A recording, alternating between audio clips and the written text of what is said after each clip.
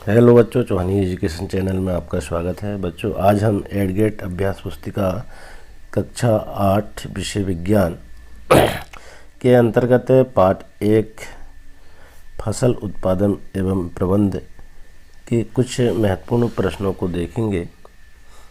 इससे पूर्व अगर आपके द्वारा चैनल को सब्सक्राइब नहीं किया गया है तो चैनल को सब्सक्राइब कर लें और बेल आइकन को प्रेस कर लें, जिससे कि वीडियो की नोटिफिकेशन आपको प्राप्त होती रहेगी। एवं वीडियो को लाइक एवं शेयर जरूर करें। बच्चों हम इसमें देखेंगे अति लघु उत्तरीय प्रश्न। प्रश्न क्रमांक 1 है, फसल को कितने वर्गों में बांटा गया है? प्रत्येक वर्ग के 2-2 उदाहरण लिखिए। अब फसल को कितने वर्गों में बांटा गया है, उसके 2-2 उदाहरण हमको लिखना है। तो यहाँ लिख देंगे बच्चों हम फसल को 3 वर्गों में बांटा गया है। कौन कौन से वो 3 वर्ग? पहला रबी, खरीफ और जायज़। तो पहला रबी है जिसमें चना और सरसों को बोया जाता है। फिर खरीफ है, खरीफ की फसल में मक्का, गन्ना और जौ। जायज़ की में खीरा, तरबूज, ये फसलें जो है इसके अंतर्गत बोई जाती हैं।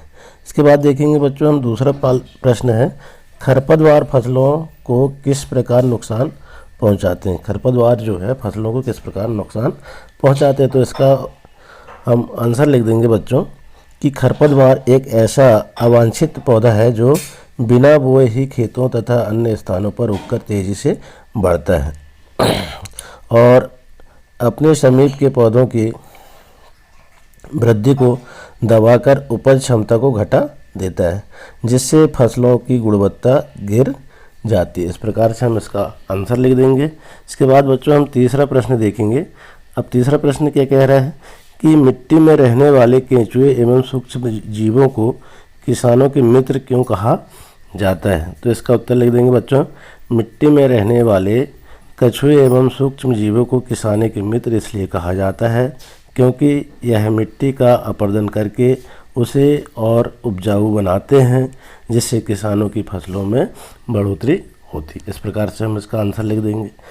इसके बाद में प्रश्न चौथा है बच्चों, देखेंगे हम कि सीड्रिल यंत्र द्वारा बुआई करने से क्या क्या लाभ है। अब इसके लाभ बताना है तो उत्तर में लिख देंगे हम। नंबर 1, बीज की बुआई में समय की बचत होती है। तो सीड्रिल एक ऐसी मशीन है जिससे सीड्रिल से बुआई करते हैं तो उसमें समय कम लगता है। दूसरा है बुआई के समय मजदूरों पर होने वाली लागत में कमी आती है।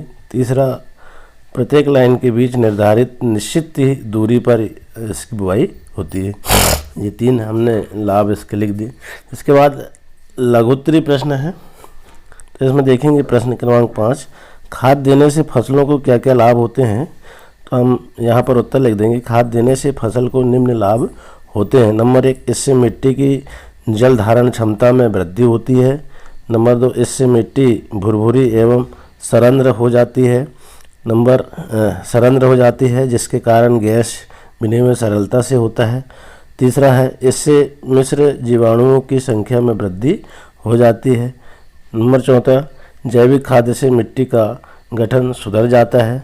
इस प्रकार से हम इसका आंसर लिख देंगे बच्चों। इसके बाद देखेंगे प्रश्न 6, फसल के भंडारण से पूर्व धूप में सुखाना क्यों आवश्यक है? जब हम फसल को इकट्ठा कर रखते हैं, भंडारण करते हैं किसी जगह, तो उसको सुखाना क्यों आवश्यक है? तो उसके लिए भी हम देखेंगे यहाँ पर क्यों आवश्यक है। उत्तर में देखेंगे, ताज़ा फसल में नमी की मात्रा अधिक होती है। जब भी फसल घर आती है खेत से तो उसमें नमी की मात्रा अधिक होती है।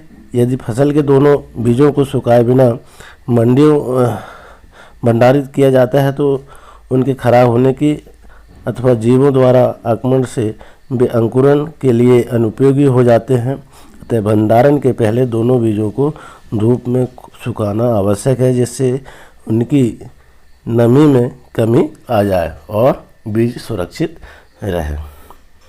इसके बाद देखेंगे बच्चों हम प्रश्न 7।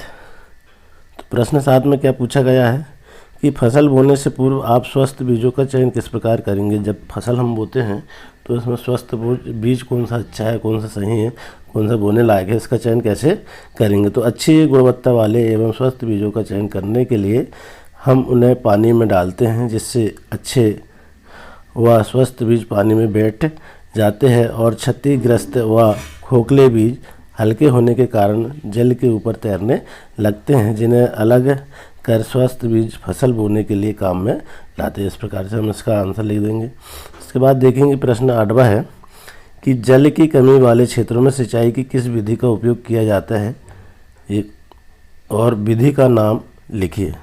अब देखिए आप, जल की कमी वाले क्षेत्रों में ड्रिप बूंद बूंद कर जिससे पानी पौधों में जाता है, इसका उपयोग किया जाता है। सिंचाई प्रणाली का उपयोग किया जाता है।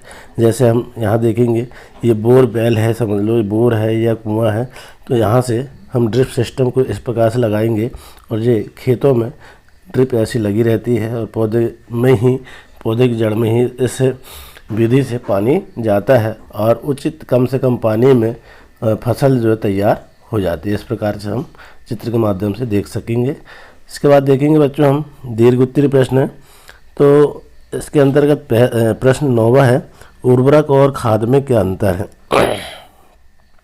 अब देखिए आप, यहाँ पर उर्वरक और खाद में निम्न अंतर है। कौन कौन सा?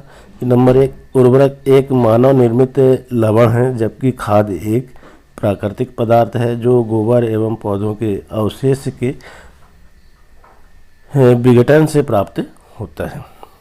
दूसरा है, उर्वरक का उत्पादन फैक्ट्रियों में होता है, जबकि खाद खेतों में बनाई जाती है। तीसरा है, उर्वरक से मिट्टी को ह्यूमस प्राप्त होती है, जबकि खाद से मिट्टी को ह्यूमस प्रचुर मात्रा में प्राप्त